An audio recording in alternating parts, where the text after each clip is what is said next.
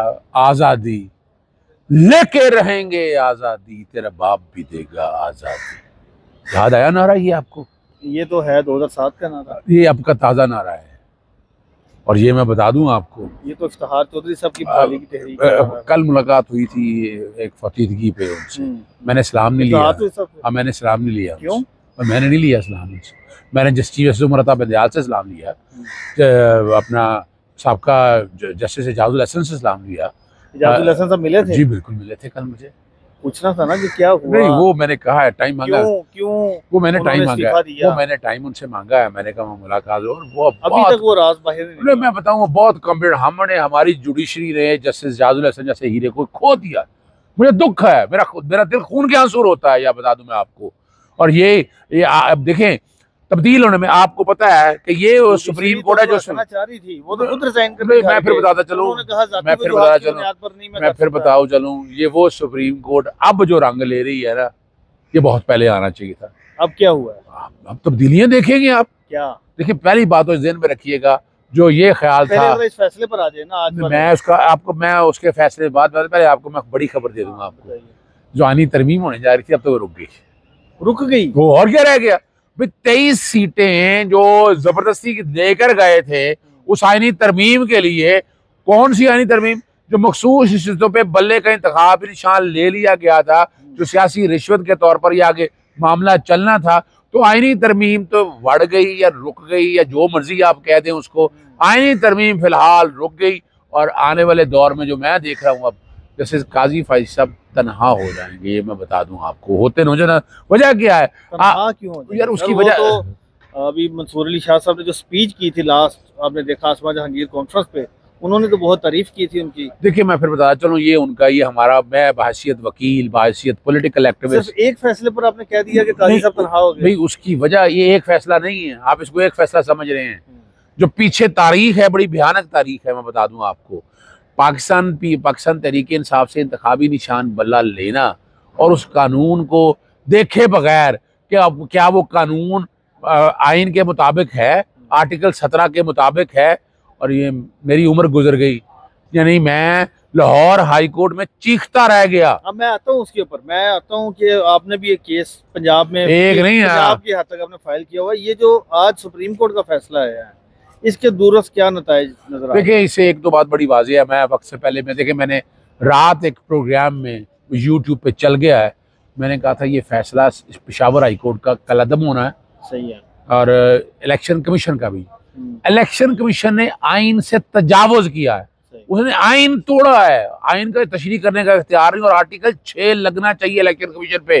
यानी मादर पितर आज़ाद नहीं है कि जब दिल चाहे आप। उसमें से एक मेंबर जो है वो हीरो है 5 मेंबरों में से, जिसने कहा था कि इसके लिए तरमीम करनी पड़ेगी आर्टिकल 51। और आज भी बात वही, आर्टिकल 51 पढ़ ले आर्टिकल। और ये मैं यही कहता रहा हूँ लाहौर हाई कोर्ट में, और यही बात बनी। इसी पे लार्जर बेंच भी बनवाया था, लेकिन लाहौर हाई कोर्ट ने लार्जर बेंच नहीं बनाया। फिर वो आप कहेंगे बाद में बात करनी है। मैं सर एक बात बता दूं आपको, एक चीज़ और ज़हन में रख लीजिएगा, आइन के आर्टिकल 51 और 106 की तरमीम हो जानी है। मतलब जो मेरा हक है ना, मुतनासिब नुमाइंदगी। और होती क्या है, आइन का इनकी फैसला सुप्रीम कोर्ट का, आपने कहा कि ये आइन की फतह है। जी, आइन की फतह है, इसमें तो कोई शक ही नहीं है। आइन के आर्टिकल 51 की। ये बताएं, और मैं बता दूं आपको, ये मैं मखसूस नशिस्तों से मुतल्लिक लाहौर हाई कोर्ट में भी आपने केस दायर किया था। जस्टिस रहील कामरा शेख ने लार्जर बेंच के लिए मामला भी, क्यों नहीं लार्जर बेंच बन सका? देखें, अब वो जो बात है ना हम ख्याल बेंचेस की, हम ख्याल जजेस के हवाले से, और जो मैं बात बता रहा हूँ कि वो जो 6 जजेस का खाता, समझना चाहिए इस बात को। आपको पता है, सबसे पहले सेक्शन 215 वाला, उसकी आईनी हैसियत मैंने चैलेंज की थी। जस्टिस शायद बिलाल हसन ने कह दिया था कि जनाब वो एक एसोसिएशन है। इंट्रा कोर्ट अपील में गया, इंट्रा कोर्ट अपील ने सुन लिया। 29 फरवरी को जजमेंट रिजर्व की, बाद में चला कि जजमेंट ही रिजर्व ने की। फिर सिंगल जज के फैसले आए, और फिर दोबारा किया, फिर डीबी के पास लगा। फिर 18 मार्च को रखा कि इकट्ठा सुनेंगे, उस डेट को सिंगल केस लगा, और ये केस ना लगा।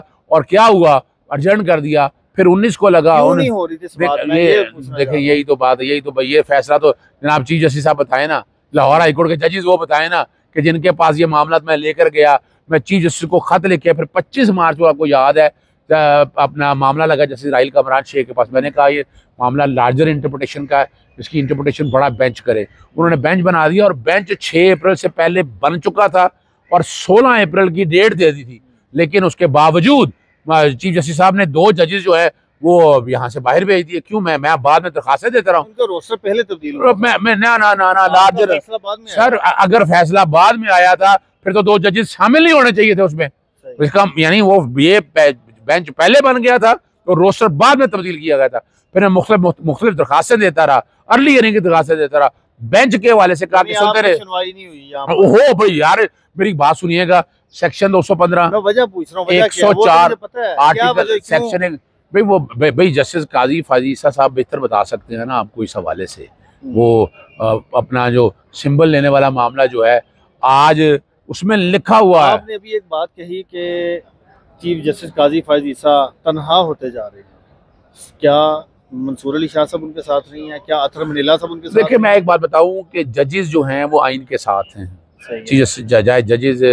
जज सईद मंसूर अली शाह, जस्टिस अतर मनीला, बाकी जजेस जितने भी हैं, जस्टिस अतर मनीला साहब ने काफी रिमार्क्स देखे ना, वो तो पहले दिन से आपको याद है उन्होंने चीफ जस्टिस काजी फाइज साहब उन्होंने बेंच में बिठाना बंद कर दिया था। आपके सामने की बातें हैं, आप बताएं। जस्टिस मुनीब अख्तर सीनियर जज है, अब ये बातें कहा करते थे ना जस्टिस काजी फाइज साहब कहा करते थे, बेंचेस में क्यों नहीं शामिल किया जाता? तो ये अब आज मैं समझता हूँ आइन की फतह हुई है इस मुल्क में, जमहूरी रवायात, जमहूरी कल्चर और जमहूरियत की फतह हुई है।